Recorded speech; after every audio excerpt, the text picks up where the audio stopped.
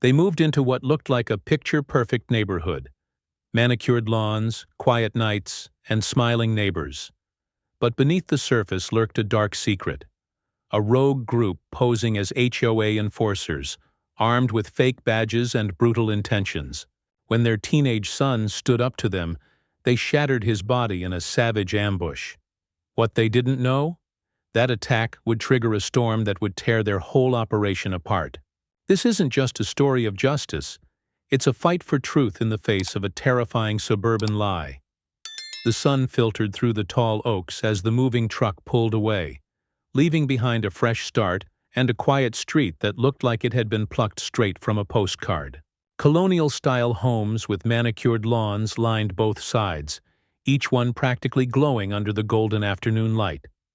To anyone driving through, Maple Ridge Estates was the kind of place where bad things didn't happen. My wife, Dana, squeezed my hand as our 16-year-old son, Tyler, leaned against the porch railing, taking it all in. "This place is perfect," Dana said, eyes scanning the cul-de-sac. "Quiet, clean, safe." Tyler wasn't convinced. "Looks like something out of a movie. A little too perfect." At the time, I dismissed his comment as typical teenage skepticism, but something in his tone lingered. The neighbors wasted no time introducing themselves. Fresh-baked pies, welcome baskets, smiles that felt just a touch too polished. One woman, Jeanette from 3 doors down, handed us a binder labeled HOA Guidelines, updated bi-weekly. I chuckled, thinking she was kidding. She wasn't. Inside were rules so specific they bordered on obsessive. Grass length must be under 2.5 inches, no visible garden gnomes. Trash cans must be returned to the garage within 8 minutes of pickup. "Standard procedure," Jeanette said with a smile so tight it looked painful. "The HOA just wants to keep everything in harmony." The president of the HOA, a man named Brent, paid us a visit on day 3. He arrived unannounced, wearing mirrored sunglasses and a polo shirt tucked a little too tight into his khakis. "We like to keep an eye on new residents," he said casually, glancing over our lawn like a drill sergeant inspecting a barracks. There was something off about him. The way he stared too long. The way he referred to the HOA as "we" like it was a private militia. That night, Tyler sat at the kitchen table thumbing through the guideline binder. "This isn't a neighborhood," he muttered. "It's a controlled experiment." We laughed, but I felt it too. That undercurrent of tension, like the air before a summer storm. Subtle things started to stand out. A car idling outside our house late at night. A neighbor who stopped waving after Brent visited us. HOA notices in the mailbox for things we hadn't done. Still, we told ourselves it was just adjustment, just new neighborhood quirks. But looking back, that first week wasn't just unsettling. It was a warning. We just didn't see it yet, and by the time we did, it would already be too late. Hey, real quick, if you're enjoying the video so far, make sure to hit that like button, share it with friends, and subscribe for more awesome content. And while you're at it, drop a comment and let me know where you're watching from. All right, let's keep going. It started with a knock, sharp, deliberate, and way too early for a Saturday. I opened the door to find 3 men in matching black polos with HOA security enforcement, stitched in bold white across the chest. They wore dark cargo pants, tactical vests, and radios clipped to their shoulders like SWAT officers. One of them flashed a metal badge that looked like it had been bought off eBay. "Morning," the leader said, flatly. "We're here about a code violation." Dana appeared behind me, her robe still clutched tight. "Code violation?" "For what?" The man pointed to our driveway. "Your son's basketball hoop. The rim's paint is chipped. It violates Aesthetic Code 7.3, Visible Decay of Recreational Structures. That's a $175 citation." I almost laughed. But his face? Stone cold. "Is this a joke?" I asked, scanning their gear. "No, sir. These are official regulations. Your compliance is mandatory." Before I could respond, they were already documenting it, taking pictures, jotting notes like we were under criminal investigation. Tyler watched from his window, frowning. The next few days got weirder. They issued a notice to the Johnsons across the street because their garden bench was in a no-sit zone during daylight hours. Another family got fined for leaving their sprinklers on 3 minutes past the designated watering period. Every day, a new absurdity. They called themselves security, but they were more like enforcers, roaming the neighborhood in pairs, watching, noting, knocking. The real police weren't involved, at least not that we saw. The HOA president, Brent, defended them during the next community meeting. With rising crime, we need to be proactive. These men are here to protect us. Trust the process. But Tyler didn't.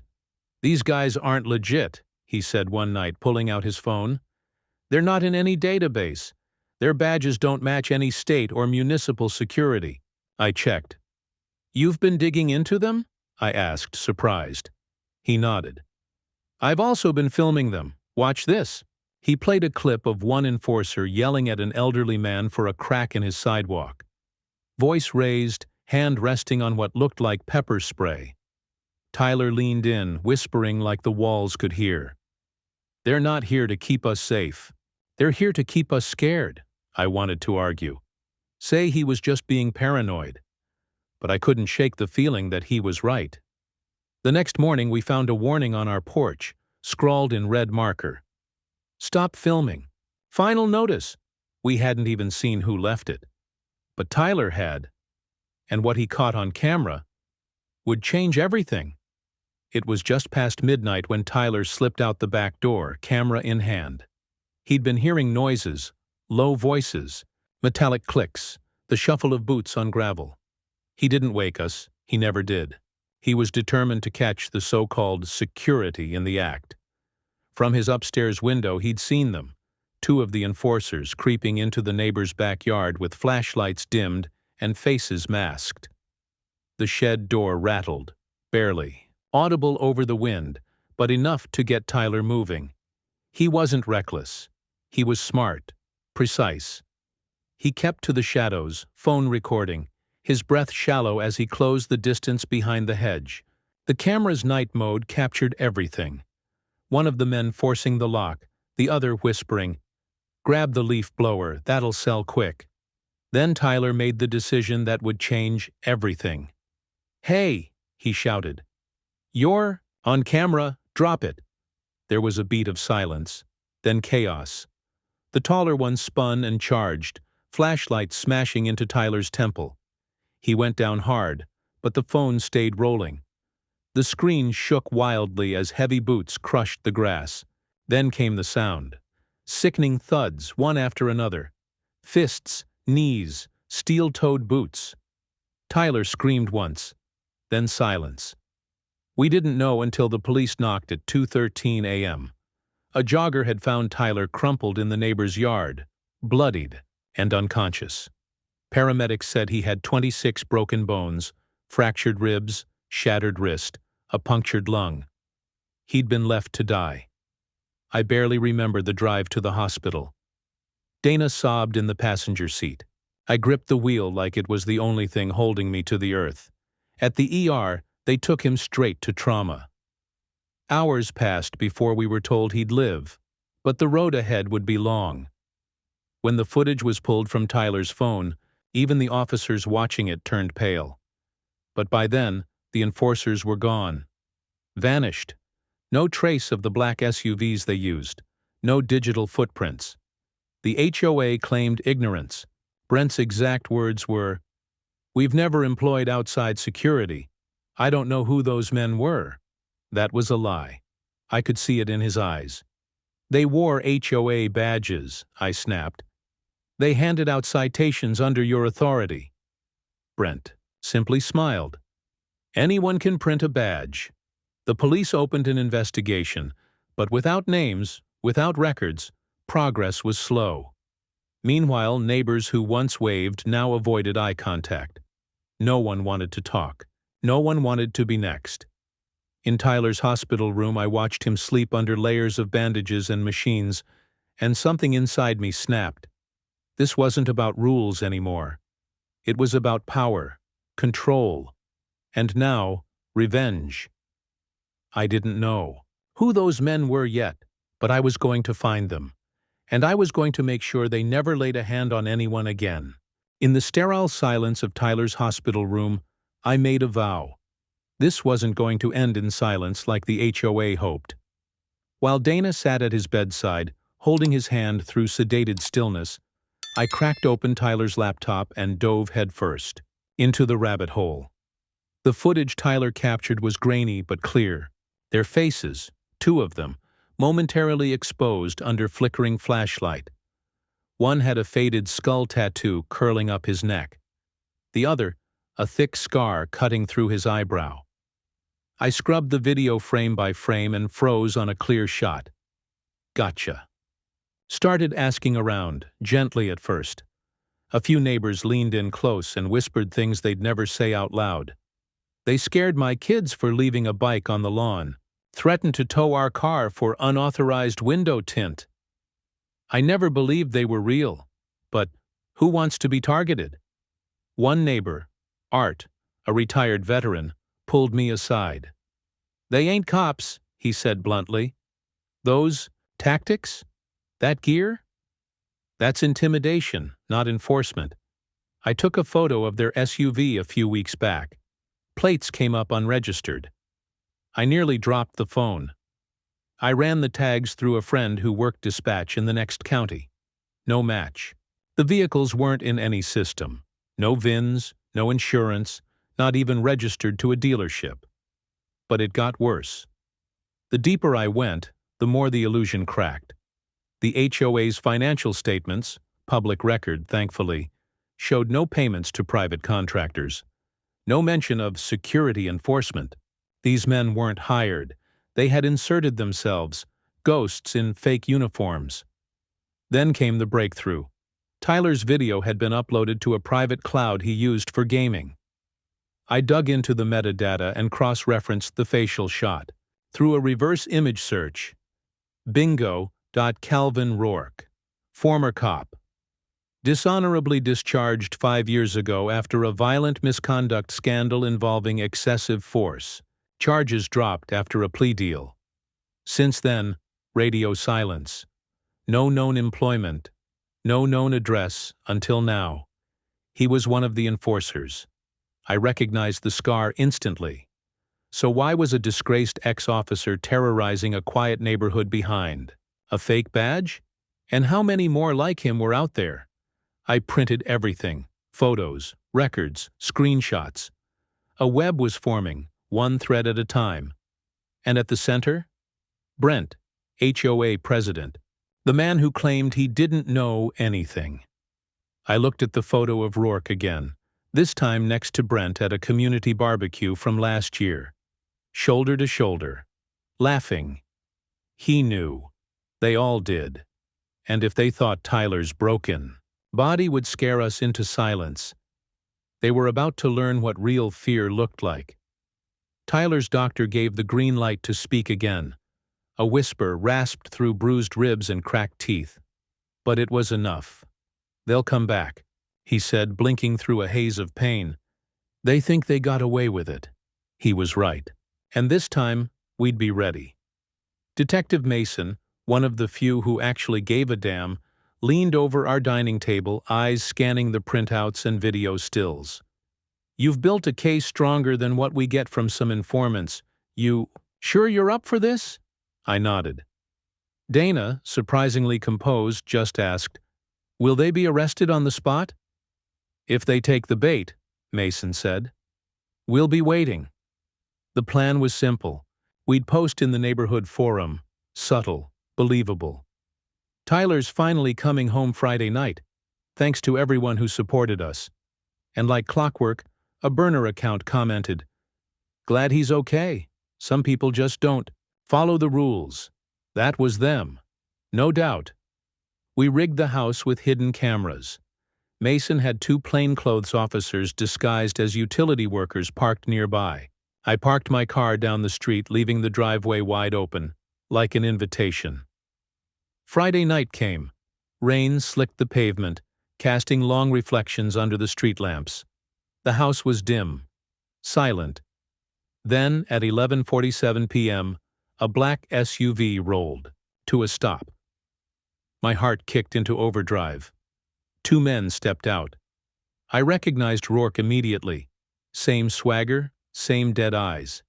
The second guy was new, stocky, gloves on, hood low. They moved fast, heading up the walk with flashlights and something. Heavier. Batons. House looks empty, one muttered. Let's make sure he stays scared. I gripped the radio. Now! Floodlights flared on. Doors slammed. Police! Down on the ground! The fake enforcers froze. Just for a second, then Rourke ran. He bolted around the side yard, cutting through the hedge like a cornered animal. But Mason was faster, tackled him right into the mud. The other guy tried to swing at one of the officers and earned himself a taser to the chest. They were cuffed, read their rights, and dragged out in front of the very neighbors they'd once terrorized. Brent, watching from his porch in nothing but a robe, shouted, "This isn't what it looks like." "Oh, it is," I called back. "You should start lawyering up." Inside, Tyler watched it all unfold on the hospital TV. He cracked a smile through the swelling. We'd turned fear into fury, and fury into justice. But as they shoved Rourke into the cruiser, he turned back with one last threat, muttering through gritted teeth, "This isn't over," and something in his eyes told me he meant it. The mugshots hit the local news within hours. Calvin Rourke and three other men, all posing as HOA security enforcement. Their smug expressions wiped clean. But what came next wasn't just relief. It was horror. Detective Mason called us into the precinct a week later. Tyler was healing but still in a wheelchair, his right arm in a full cast. Dana wheeled him in as Mason laid out a thick case file with red tabs and sealed evidence bags. "They weren't just thugs," he said, voice low. "They were running a full-scale extortion operation." My stomach twisted. They targeted affluent neighborhoods, usually those with poorly managed HOAs. They'd pretend to be a contracted enforcement arm, show up in tactical gear, and issue fake fines. If people refused to pay, they escalated. Harassment, vandalism. In two other towns, we have reports of pets poisoned. One man's car exploded in his driveway, Dana gasped. Tyler just stared. "And Tyler?" I asked. Mason nodded grimly. "He got too close. That footage you turned over? It wasn't just breaking and entering. It caught them stealing equipment. They'd sell online. He was a liability. So they tried to make an example. Court proceedings moved fast, faster than I expected. The state pressed charges ranging from felony assault to organized racketeering. The courtroom was packed. Reporters, families, victims from other communities. But the moment that stuck with me came when Mrs. Kessler, an elderly woman from a neighboring suburb, took the stand. "They told me my property taxes were overdue," she said, trembling. "They said I'd lose my house. I gave them over $8,000, and then they threatened to burn it down when I questioned it." Her voice cracked. "I lived in fear. I slept with a knife under my pillow. Each testimony added another thread to the noose. Over a dozen victims, hundreds of thousands extorted. Some HOA board members, like Brent, were implicated for looking the other way, for accepting hush money or letting these enforcers clean up the neighborhood. Rourke never showed remorse. Even on the stand, he smirked. "We gave people order," he said. "You think real cops would have done it better?"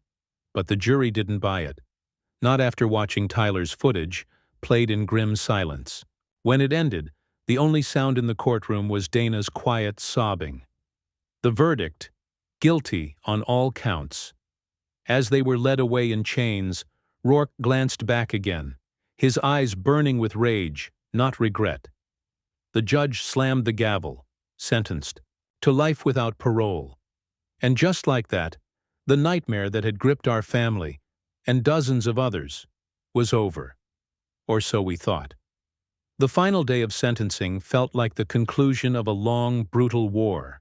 The courtroom was packed, the air thick with tension, and yet there was a strange sense of stillness, like the eye of a storm before everything cracked open. The judge, an older man with a reputation for no-nonsense rulings, adjusted his glasses and looked over the row of shackled defendants. Rourke sat front and center, stone-faced. Beside him, the others, ex-military dropouts, security washouts, men who had built an empire on fear, shifted nervously. The charges were read one by one. Aggravated assault, impersonating law enforcement, conspiracy to commit, fraud, racketeering, attempted murder. Each verdict echoed like a hammer through the room. Guilty. Families wept. Others clapped. One man shouted, "Finally!" before being hushed by the bailiff. Dana gripped my hand so tightly, it went numb. I glanced at Tyler, who rolled forward slowly in his wheelchair, calm but focused, a man decades older than his 16 years. When the judge opened the floor to victim statements, Tyler asked to speak. He wheeled himself to the center, facing the men who broke his bones, his spirit, nearly his life. "You didn't just beat me," he said, voice steady but low. "You tried to erase me. You thought fear would keep people quiet, that your fake badges meant something. But today, everyone sees who you really are." He paused, locking eyes with Rourke. "You're not guardians. You're predators. And you lost." Even the jury looked shaken. When Tyler returned to his seat, Rourke didn't smirk. He didn't speak. For the first time since the trial began, he looked hollow, like the mask had finally cracked. The judge handed down sentences like thunder rolling across a dark sky. 35 years, 50 years, life without parole. Each defendant received decades behind bars, their empires shattered, their futures erased. And yet, I couldn't shake the feeling that something still lingered, unfinished, unresolved. Justice had been served, yes, but as Rourke was led away in chains, he looked back one final time, not with defiance, but with warning. It was the look of a man who knew more was coming, and deep down, I feared he might be right. Tyler's road to recovery was paved, with metal rods, months of physical therapy, and pain that no 16-year-old should ever have to endure. But what the assault couldn't break was his spirit. I remember the day he took his first step without assistance, slow, shaky, but defiant. He looked at me, drenched in sweat, and said with a grin, "Tell Rourke I said hi from freedom." We both laughed, the kind that comes after surviving a nightmare. But Tyler didn't stop at healing. He turned his scars into a mission. We testified before the state legislature 3 months later, standing with other families who had been conned, threatened and bullied by fake enforcers and unchecked HOAs. Tyler's story made headlines. His footage went viral. The governor signed the Community Oversight and Security Act, putting strict limits on private security firms in residential zones and requiring real transparency in HOA operations. The neighborhood, once quiet and divided by fear, transformed. People came together for the first time, not just to trim hedges or argue over mailboxes, but to connect. We organized monthly town halls. The old HOA board was replaced with real residents who actually cared. Tyler launched a podcast with a friend called Behind the Fence, exposing similar abuse cases across the country. He spoke at high schools, warning kids to stand up but stay smart. Dana and I started a nonprofit focused on HOA reform and victim support. What had nearly destroyed our family became the reason we rebuilt stronger. And yet, some nights, I still hear the echo of boots on concrete, still wonder what would have happened if Tyler hadn't pressed record that day. But when I see him walking across our backyard head high, telling jokes to his little cousins, I know the answer. We didn't just survive, we won. And maybe, just maybe, so will the next family. Because one kid with a camera and the will to stand uplit a fire big enough to burn down the lie. And from the ashes, truth finally stood tall. If you enjoyed this video and want to see the next part, let me know in the comments. Don't forget to like, share, and subscribe to stay updated. See you in the next one. Your support means the world.